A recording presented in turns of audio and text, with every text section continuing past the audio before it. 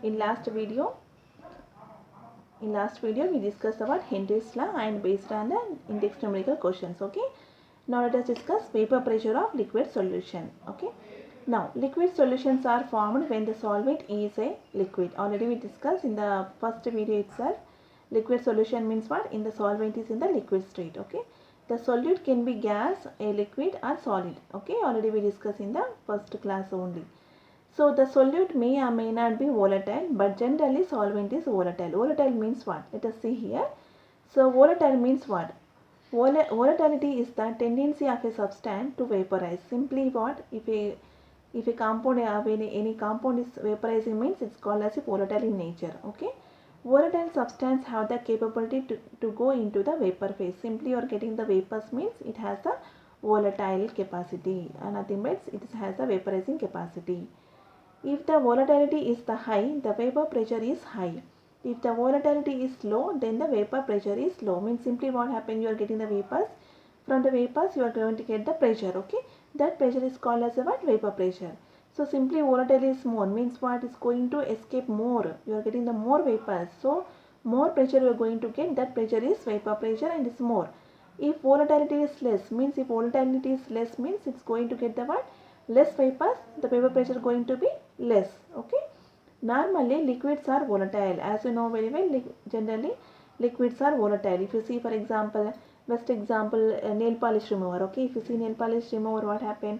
If you open the lid for some time, after that you won't get anything in that. Okay, so that is means what? It has a volatile nature. Or okay, they tend to go into vapor phase rapidly. So means directly they are going to what? In the vapor phase. Example acetone, we have the example acetone. Nail polish remover nothing but what? This is acetone. Okay, acetone, hexane, chloroform. Moreover, there are some solids which can go directly into the vapor phase without going through the liquid phase. Okay, this is known as sublimation. What is the meaning of this one? Means if you, for example, you have the camphor. Okay, camphor, what happen? You can see if you keep some time outside, what happen? It going to be vaporized means you won't get means directly solid converted into what? Gas. That is called as what? Sublimation. Another example, you can take the naphthalene balls. What happen if you throw in washrooms? What happen after a few days? You won't get means suddenly what happen? The solid converted into what? Gas. So this is called as a what? Sublimation. So conversion of solid is directly converted into gas. That is called as a what? Sublimation. So next now see, volatility means the meaning of that is volatile. Next come to non-volatile, reverse of that volatile. Okay, non-volatile substance are substance which do not vaporize rapidly, means they are not undergo vaporization. Okay, they do not have a higher vapor pressure at normal room temperature and pressure. Okay, so here vapors are not going to get rapidly. So because of that, what happened? They are not going to get the vapor pressure. So at normal room temperature, the pressure what happened? They are not going to get the high pressure. Why? Because means we are not getting the vapors. Non-volatile substance will mostly be as a solid at the room temperature. Example, sodium chloride, silver nitrate. If you see here what happened, these are the non-volatile. For example, sodium chloride, as you know very well, at room temperature it will be as such. If it is what vaporized means, you can come to know our salt in our salt bottle, salt should not be there. Okay, so these are the example for what? Non-volatile substances, sodium chloride and silver nitrate. Now let us see. Okay, in this section, okay, we shall discuss the properties of only binary solutions. So from the first class onwards, we are telling binary solutions only, means we have one solute and one solvent only. Okay, that is the solution containing two components, namely the solution of liquids in liquid, solid in liquids. So in this case, we are going to discuss what? Binary solutions mean first in the case liquid in liquid means solute and solvent both are liquid. Next is what? Solids in liquid means solute is a solid and a solvent is a what? Liquids mean nothing but liquid solution. In that we are going to discuss only two cases. First case solute is a liquid, in second case solute is a what? Solid. Okay. Now let us discuss what first case what? Vapor pressure of liquid solution. This is the case. Okay. Solute also liquid, solvent also liquid. Okay. Now vapor pressure of liquid solution. In that you have to remember two were volatile liquids means both are going to you are going to get volatile. Okay, means solid is going to volatile, solvent also going to get the volatile. Okay, Now let us see here diagram. So I am taking the solute in one component, solvent, or simply I am telling the component 2, component 1. Okay, you can assume any one of a solute or solvent. So simply I am assuming as a one, this is a component 2, this is a component 1. Okay, I am taking the closed vessel. So here already we discussed, so both are volatile means from this we are going to get the pressure, and from this also we are going to get the some vapors, from that we are going to get the pressure. So here because of vapor we are getting the pressure, that pressure I am assuming as a what? Vapor pressure of pure component. Okay, this is I am assuming as a component 2. So vapor pressure from the pure component I am assuming as a what? P02. Okay, P02. Okay, here I am assuming this is a compound 1, from that this is a volatile nature means you are going to get the what? Vapors. Okay, this is going to get the vapors. So this pressure I am calling as a what? Vapor pressure of pure component. This is a pure component 1. Okay, it's a pure component 1 means we are taking the both are volatile liquids. So you are going to get the pressure from that. We are assuming as well these are the pure pressure. So you are going to get the pressure from this. Okay, this is also pressure, vapor pressure from this. So okay, now let us see. So what I am going to do now, solute and solvent both I am going to mix. Okay, so in the mixture what we are telling here, we are telling the partial pressure. Already we discussed in the case of Dalton law partial pressure.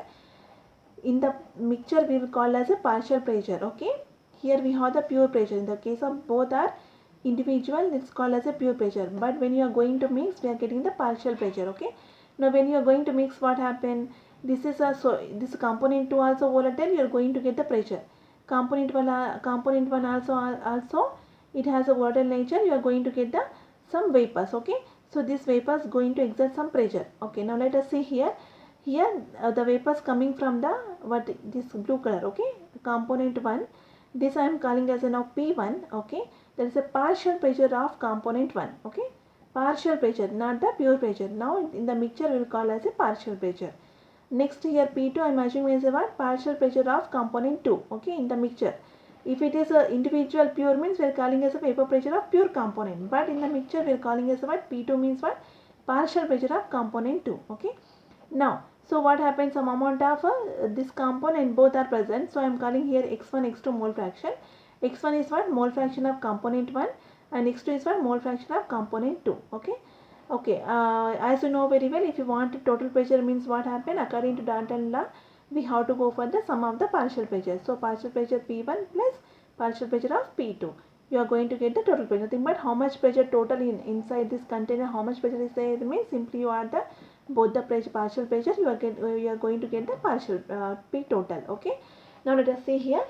So the French chemist here Raoult's gave the quantitative relation between them. Okay, this relation is known as Raoult's law. Okay, now here, so what we are telling here, okay, when you add the solute and solvent together here, so some amount of going to dissolve. Okay, how much amount of solute is there, how much amount of solvent is there, that quantitative. Okay, quantitative relation given by the what? Raoult's law. One of the scientist Raoult's, he given the one relation that is called as a what? Raoult's law. Now let us discuss the Raoult's law. What is the Raoult's law? It will tell means for a solution of volatile liquids, the partial pressure of each component, okay, in the solution is directly proportional to its mole fraction.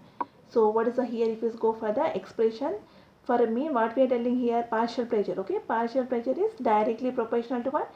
Mole fraction of its mole fraction. Okay, so P1 is first component. Here we have the first component. Okay, we are calling as a P1. This partial pressure is what? From this first component we have the P1.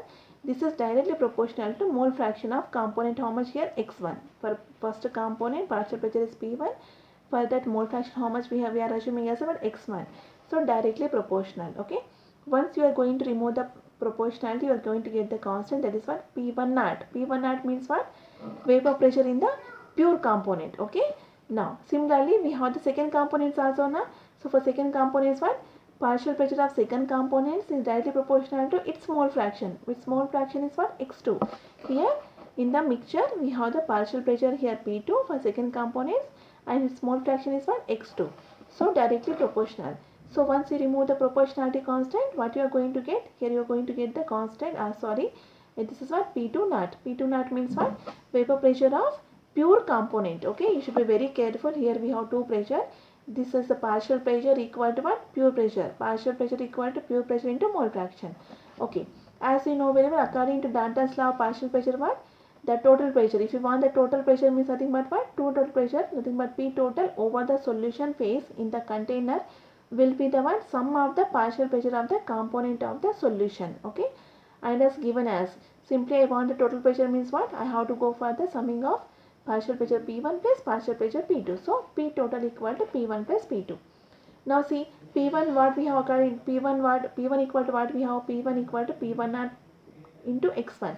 P2 equal to what we have? P2 naught into x2. Now let us substitute these two in the equation. So if you substitute P1 P2 values there, so here P1 equal to what? X1 into P1 naught plus P2 means what? X2 into P2 naught. Okay. So here what I am doing here, simply here as you know very well, sum of the components of mole fraction equal to 1. Okay.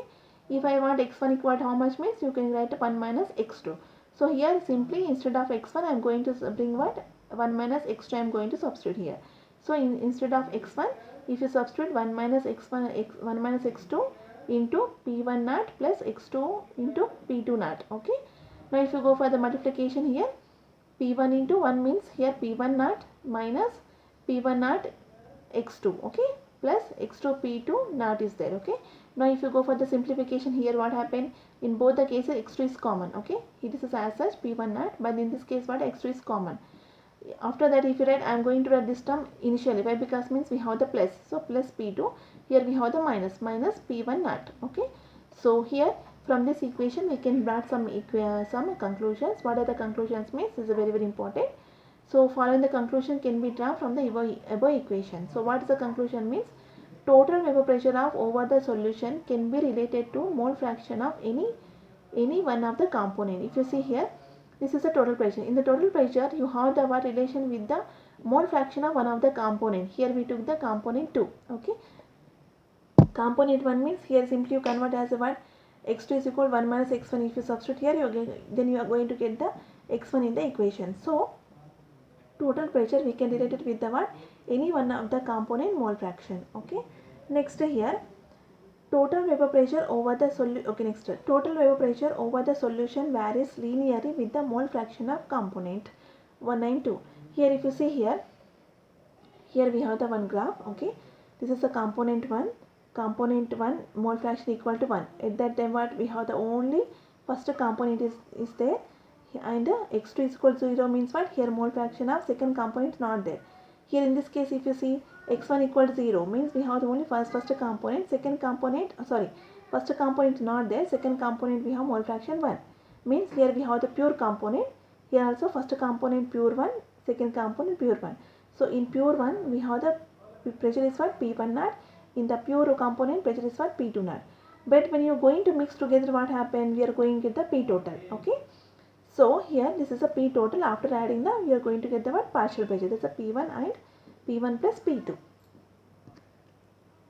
Okay. Here if you see the graph, so here if you see, here this is the first component. Okay. In the pure state we have the pressure P1 naught. Okay. This is a pure component. Next, for this we have the x2 second component. X1 is equal to 0 means we don't have second component. Okay. Now x2 means x2 is equal to 1 means we have only one second component. We don't have the first component. Now pressure is P2 naught. Okay. Now if you see here, P1 naught is less compared to P2 naught, means what? Here vapor pressure is less, vapor pressure is more, means P2 naught pressure is P2 naught more means this is more volatile, this is less volatile. Okay. Okay. Now let us see here what I am doing. For example, this for first component I am going to add the second component. So slowly what happened? X1 if you move this side, what happened? X2 value going to be increases this side. So if you see here total pressure, if you see the total pressure, what happened? Going to be increases. Now for this case what happened here, if you see for this component, now if I add x1 means the second component, if I add x1, what happened? Here slowly the total value, if you P total going to be decreases, means here what I want to convey means, depending on the vapor pressure of the pure component 1 and 2, total vapor pressure over the solution either decrease or increase with the increase of the mole fraction of either component. So here what happened? Here if you see P total for this case going to be increases, but in the second case what happened is going to be decreases, means depends on the what? depends on the mole fraction of the either component. Depends on the what? Here mole fraction of two components. Total pressure either going to be increase or going to be decreases. Okay. Here assume that component 1 is less volatile than the 2. Why? Because means here volatile, if you see partial pressure, we have this much value only. But here P2 is small. If you see here values, you know very well going to be increases from top to bottom, here to here. So here we have the P1 value go lies to here only. But P2 here it will be more. So P2 is more volatile than the P1. Okay, nothing but second component is more volatile than the first component. So this conclusion we can back from this equations. Okay, this equation you have to remember. Now let us see here. Next we have to calculate calculation of mole fraction of component vapor phase. Okay, very important in the question. Are they asking in the solution or in the vapor phase? Very important. So now calculation of mole fraction of component vapor phase. Okay, let us see how we have to calculate. The composition of vapor phase in equilibrium with the solution is determined by the partial pressure of the component. Okay, here let us see. Okay, what we told here? Okay, we are taking the both liquids are volatile. Okay, so when you are adding together, so this is the first component. Okay, blue one is first component, red one is second component. In the solution, first component mole fraction is x1. In the solution, second component mole fraction is x2. Okay, both are volatile means you are going to get the vapors. Now in the vapor phase, okay, in the vapor phase, so partial pressure of first component is P1, partial pressure of second component is P2. In the vapor phase, what? Here mole fraction of first component is Y1, mole fraction of second component is Y2. Okay. In the solution, we are assuming as a mole fraction as a X. In the vapor phase, we are assuming as a Y. Okay. So first component Y1 and second component Y2. Now, how it has relation means partial pressure of P1 equal to mole fraction in the vapor phase, first component nothing but Y1 into P total. Okay, here we are multiplying with the what? Total.